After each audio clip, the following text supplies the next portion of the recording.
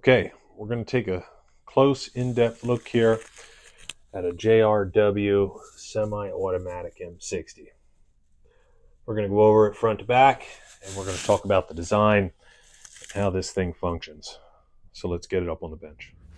So as we mentioned, we have a semi-automatic M60 rifle up here on the bench.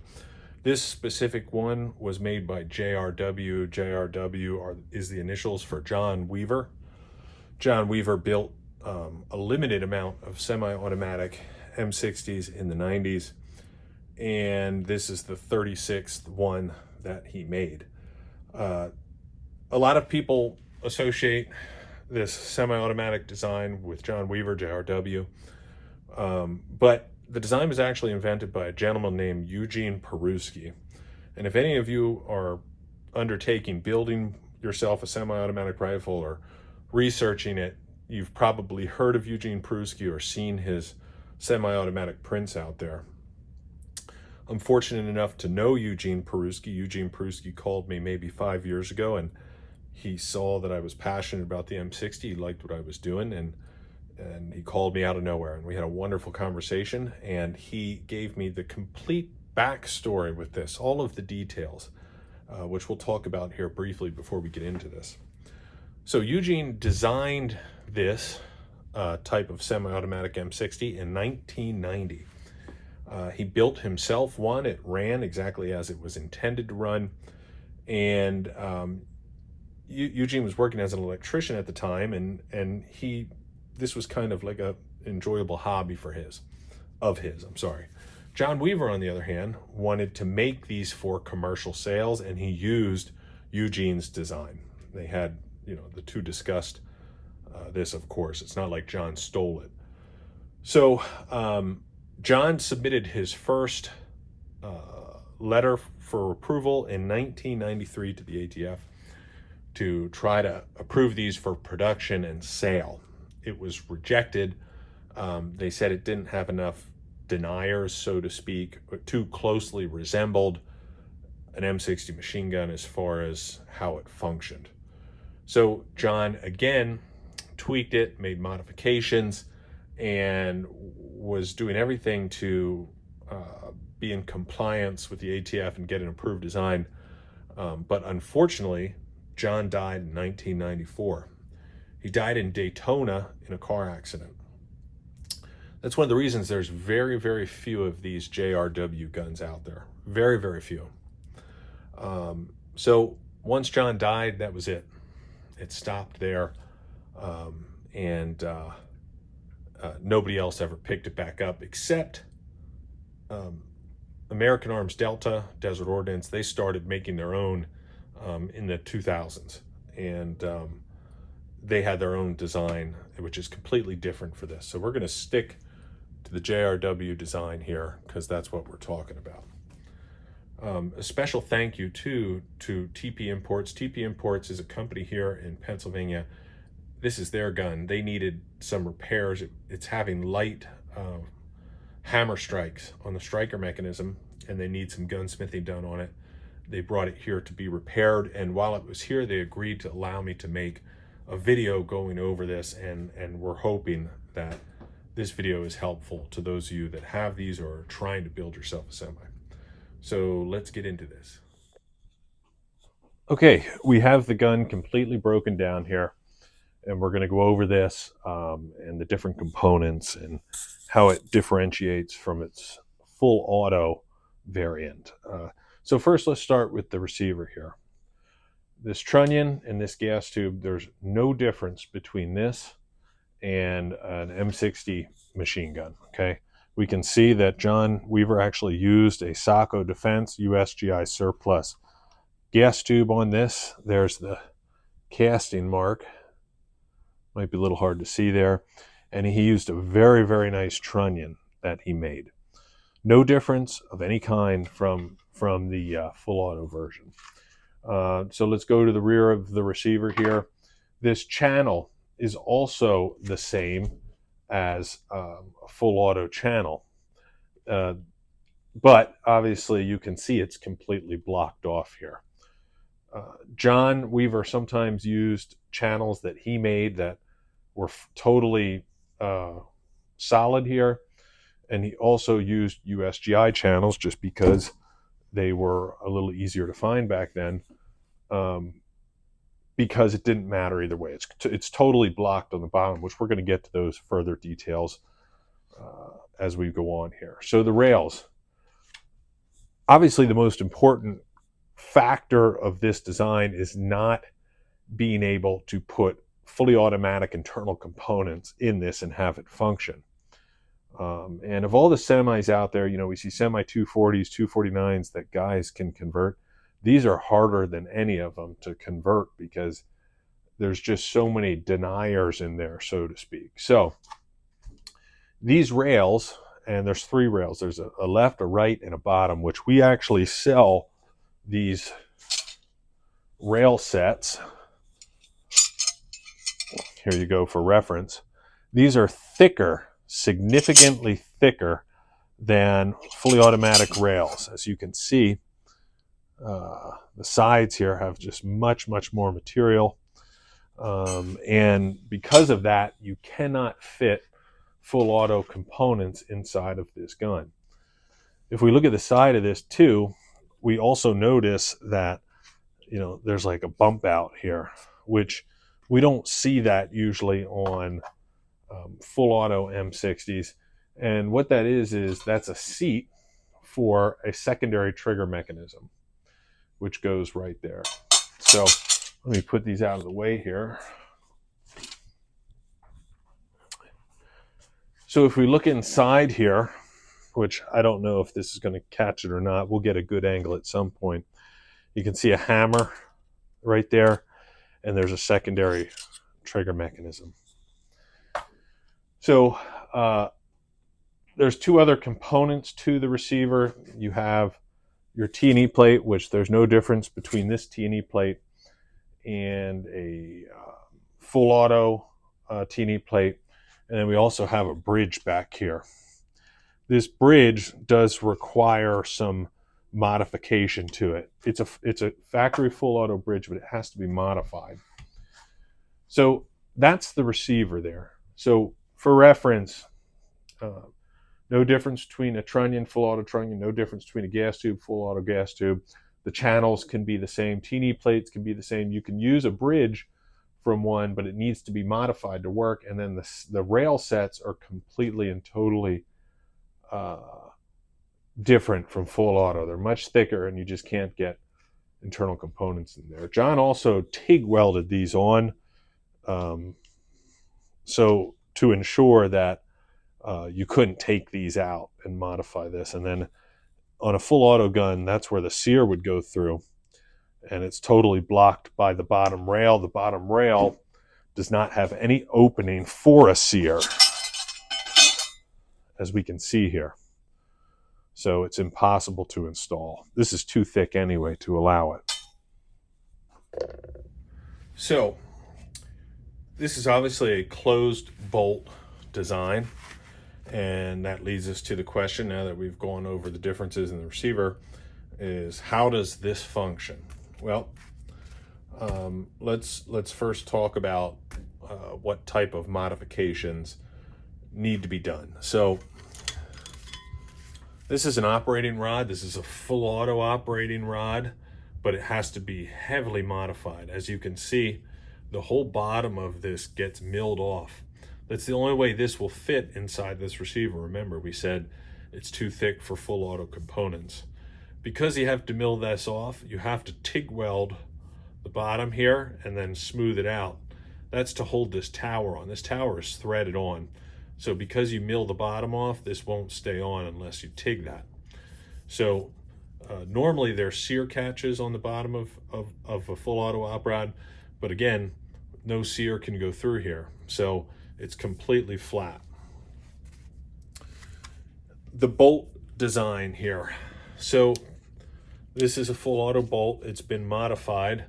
The front has been welded up here and then re-drilled, and that is so you can't put a full auto firing pin in here. I'll take this firing pin out to show you. the front of this is unique to the Semi. It is thinner, so it's specific to this bolt, okay? The bolt cam actuator gets modified too. It has to, in order to pass the rails, because again, they're thicker than normal rails. So aside from this hole that gets welded up and recut, this bolt does not get any other modifications. On the back of the bolt is this piece here. We'll call it a striker. And this thread's on the back where a bolt plug would normally be. And just to show you how this works, which we'll put it in the gun and show you, there's a trip here on the side, and when this gets pushed up, you can see it throws this striker forward. So let's see if we can get this reset. So there, it's reset. So the secondary trigger mechanism, which is in here, is what sets that off. Here's the trigger group. And as we mentioned, there's the sear here. This sear is completely milled off.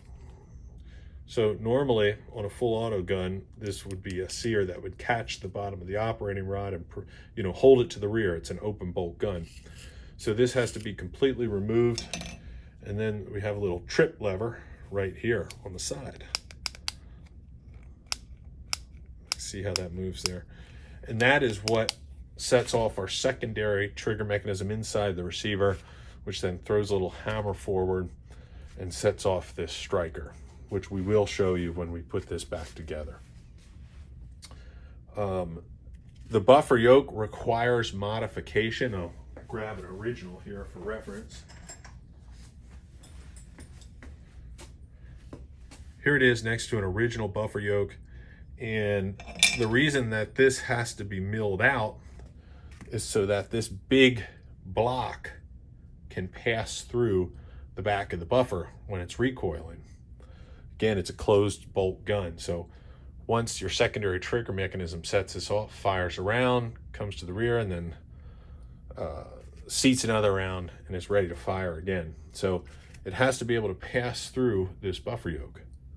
So that requires modification. Everything else, as far as the external components, are the same. Your buffer and buttstock is the same. Your barrel, your feed tray, top cover, of course, is the same. No differences there. Your handguard is the same. And your recoil rod and spring are the same. So what we just covered is all of the modifications that are done to the components to make this JRW or Eugene Peruski design function. So let's put this back together here, and we'll look at it a little closer. So the first thing we're going to put on is our trigger group, and we have to figure out, well, how does this trip lever set the secondary mechanism off? You have to mill a slot in this channel in order for it to sit in there. So we can see it sitting in there now, up where the secondary trigger mechanism is, which is going to be difficult to see. So let's pin this in place. All right, we got our pin in. That was a little difficult, but we got it. Then we're going to put our retaining latch on, just like that, same as a full auto. And now this thing is functioning as it should. And you heard that click. And what that click is this secondary mechanism here. Let me grab some additional lighting so we can get a good look at that. All right, we have a little extra lighting here. We're going to see if we can see it a little better. So if we look inside here, there we go. You can see, I'm trying to balance here between tripods and lighting fixtures. We can see this little hammer here, and I'm going to reach in and reset it. See how it's seated in the down position now? So our trip lever coming off our trigger group is hooked into that. So when we pull this, you can see that hammer going forward. Let's do that again here for the camera. squeezing the trigger. You can see that slap forward. And what that's doing when this is fully assembled is slapping forward into this piece. See how it's wedged on the end? It's like wedged on an angle. It's because that hammer goes into this, sends this home. That's how it works. And then when the gun recoils and resets, the hammer resets inside the receiver, and this resets and locks to the rear. So let's go ahead and put this completely together and get a better look. We're just putting this back together here. We have you know, our bolt knop rod going in here, and just a little trick which I thought maybe was worth mentioning is you got to kind of depress this little hammer in the secondary trigger mechanism to get this to go all the way forward, because it wants to hit the bolt face. So push this down a little. It's spring loaded, and then it passes just like that. So then that's fully seated in the barrel, and we're going to go ahead and install our buttstock and buffer yoke and our guide rod and guide rod spring. Let's put this in here like this. Again, the buffer and buttstock are the same. And we put that on just like that. There's our buffer yoke. Put this in, and there, locked in place. So I'll show you what I mean here by the modifications on the buffer yoke, just to give you a visual. Here's our big, you know, I'll call it a striker piece that threads onto the back of the bolt. Well, when this recoils, that's bigger than a normal traditional bolt plug. It's got to go somewhere. So this is, well, obviously will not lock to there. See how it passes through the buffer? And then it goes forward just like that. So once this is in place here, we pull our trigger, and the whole process we just went over sends this striker home, which knocks the firing pin in, sets a round off, and then again, close bolt. This thing just comes back, and we'll keep cycling as you pull the trigger.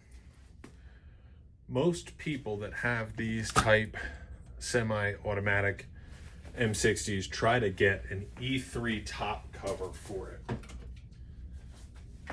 This is the E3 top cover. These are like impossible to find.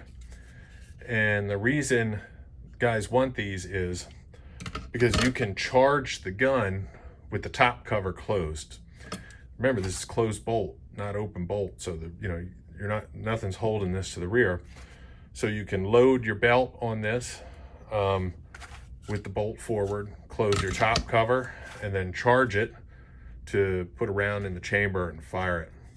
If you don't have one of these E3 top covers, you can't even close the top cover with the bolt forward because of this bolt cam actuator. It hits this feed cam. So I mention this because there's a gentleman named Dan Walton who had a fantastic idea on how to hold this bolt open while you're loading. Because remember, you only have two hands. So, you know, loading the belt, charging it, holding it to the rear, it's almost like a two-person job to load this if you don't have an E3 top cover. I'm going to cue this photograph in. This is, again, Dan Walton's gun, and he just did a phenomenal job coming up with this design. So if you can't find an E3 top cover, which you know, they're just not out there anymore, then that is a really good option to consider if you're taking on this build. So that's it. That's just a quick video on the origins and the history of this type of semi-automatic design. I hope it's helpful to those of you who are out there trying to put these together. And a real big thank you to my friend Eugene Peruski, who was kind enough to send me all of his material from when he designed this gun 35 years ago, this design. So he's still alive and well, and I greatly appreciate him for doing that.